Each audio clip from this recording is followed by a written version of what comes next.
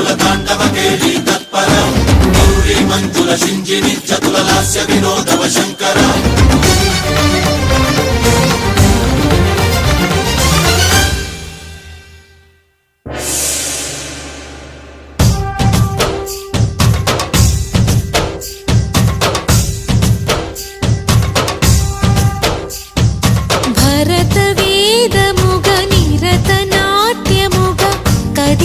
పదమిది ఈశా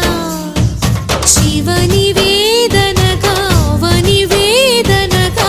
పలికెను పదము పరేశా